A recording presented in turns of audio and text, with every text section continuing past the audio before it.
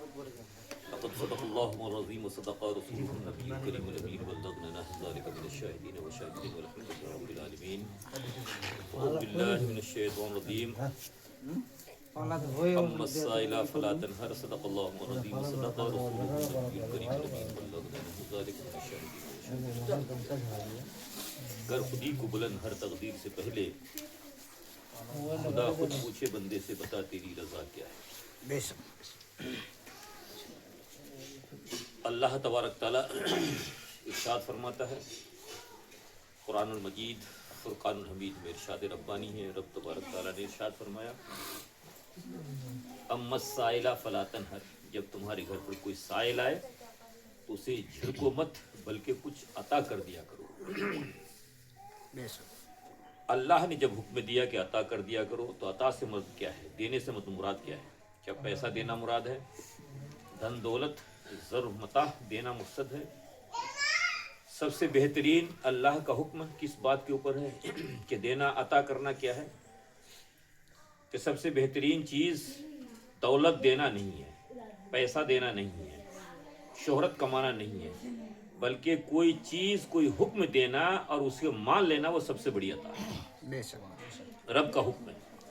کہ کسی بات کو تم نے دیا اور اس نے مان لیا، وہ سب سے بڑی عطا ہے. کسی دروازے پر آیا، اسے اچھی بات کی، اچھے اخلاق سے پیش آیا، وہی رب کا حکم ہے کہ اچھے اخلاق سے جس نے پیش آیا اور وہ مان گیا کہ ہاں بھائی اچھا اخلاق والے ہیں، تو رب ارشاد فرماتا ہے جو انسان اپنے دروازے پر سائل آنے کے بعد سوال کیا، اسے اچھے اخلاق سے پیش کر اپنے الفاظ کو ادا کی، تو رب ارشاد فرماتا ہے وہ اچھے اخلاق کی وجہ سے مومن بھی کہلاتا ہے اور شفاعت کا حقدار بھی بن جاتا ہے. وہ انسان شفاعت کا حقدار بھی بن جاتا ہے اور مومن بھی کہلاتا ہے. اب مومن کسے کہتے ہیں اور مسلمان کسے کہتے ہیں؟ مسلمان حضرت محدث دہلوی عبدالعزیز علی رحمت رضوان ارشاد فرماتے ہیں کہ مومن اور مسلمان جو ایمان میں داخل ہوتا ہے اسے مسلمان کہلاتا ہے، جو ایمان میں داخل ہو گیا اسے اسلام کہلایا ہے، جو اسلام مومن میں داخل ہو جائے اسے مومن کہلاتا ہے. بے شک بے شک جب اس میں داخل ہو جائے تو اسے مومن کہلاتا ہے. تب حق کیا ہے کہ اللہ نے فرمایا کہ اما السائل فلا تنہر، کہ انسان کہ جب تمہارے دروازے پر کوئی سائل آئے. محفل میلاد ہم نے کی ہے تو میلاد کا مقصد یہ نہیں کہ ہم نے میلاد کیا ہے تو کچھ دینا چاہتے ہیں، بلکہ تمہارے دروازے تمہارے گھر پر جو آئے ہیں اچھے اخلاق سے اگر ایک ٹکڑا دے دیا اور اسے قبول کر لیا کہ رب تیرا شکر ہے اس دانے کے اوپر میرا نام لکھا تھا، اے پروردگار تو نے مجھے عطا کر دیا اور میں ان کے گھر میں آ کر لے لیا، یہی عطا کرنا اس گھر والے کے لیے شفاعت کا درجہ بن جاتا ہے. اور انسان اگر حق کر دیتا ہے اور ایک چیز کو ادا کر لیتا ہے، رب اس کے شرط میں سے معاف عطا فرما دیتا ہے. سبحان اللہ سبحان. کسی کے دروازے پر آئے، میلاد کیا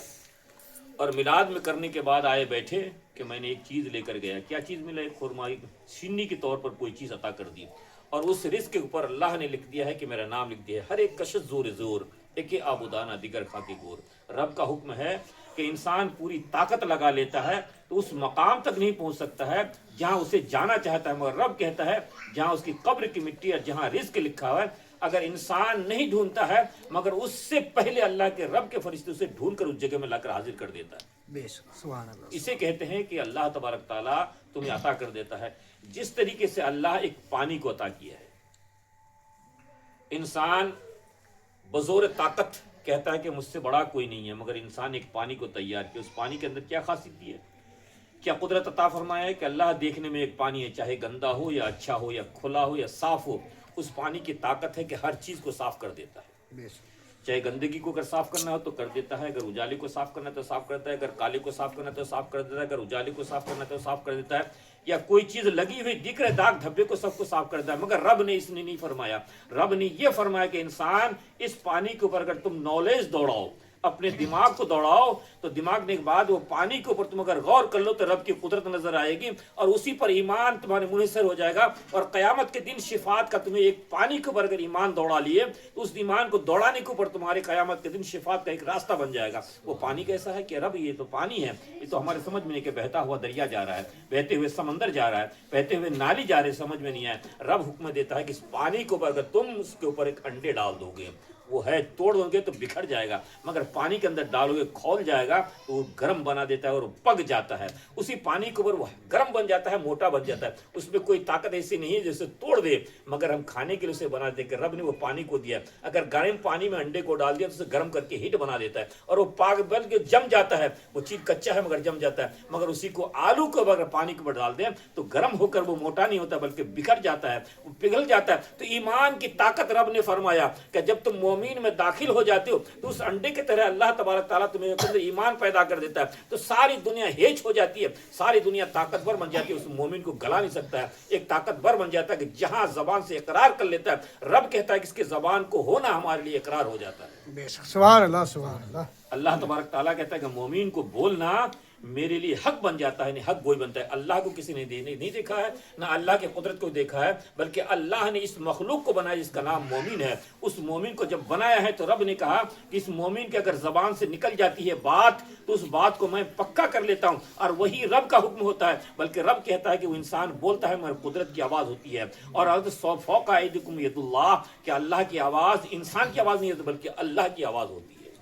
بے شک سبحان رب اللہ تبارک تعالیٰ اللہ کی آواز بنا دیتا ہے۔ تو اس مسلمانوں یہ جب محفل میلاد ہوتی ہے تو کہ اگر کوئی الفاظ سنائے جائے اور اگر سنے جائے تو غور سے سنو کہ ایمان ہماری تازہ ہوتے ہیں، ایمان کے اندر نکھار پیدا ہوتے ہیں، ایمان کے اندر تقدس پیدا ہوتا ہے، ایمان کے اندر ایک روشنی آتی ہے کہ جب ہمارے دل کالے پڑ جاتے ہیں تو لوہے کے پاس لوہے گلا کر گرم کرتے ہیں، اس سے روشنی ملتی ہے، اس سے روشنی پیدا ہوتا ہے، پھر کالے ہو جاتے ہیں، پھر روشنی کرتے ہیں، پھر کالے ہو جاتا ہے۔ مگر کسی محفل میں اگر میلاد میں بیٹھ کر وہ سن لیتا ہے اللہ کے کلام کو تو اللہ کے کلام کو سننے سے اس کے دل روشن ہو جاتا ہے، جب روشن ہو جاتا ہے تو قدرت کی طرف مائل ہو جاتا ہے، جب قدرت کی طرف مائل ہوتا ہے تو رب کی قدرت کو پہچان لیتا ہے، اور رب کی قدرت کو پہچاننے کے بعد اس سے رب سے قریب ہونا چاہتا ہے کہ رب تیرا بندہ ہوں، میں تیرا قریب جانا چاہتا ہوں۔ تو اللہ کیا کہتا ہے کہ تم میرے قریب آتے ہو تو فاتبعونی یحببکم اللہ، کہ قرآن مجید میں کہتا ہے کہ جب تم میرا قریب آتے ہو تو حبیب کا پٹا اپنے گلے میں ڈال لو، میرا قریب ہو جاؤ گے۔ تو حبیب کا پٹا کیا ہے؟ ذکر خدا بندی ہے، اگر ذکر خدا بندی سن لیتا ہے تو رب کا قریب ہو جاتا ہے اور رب اسے قریب فرما لیتا ہے، تو بندے کو قریب کر کے اس کو مومین بنا دیتا ہے۔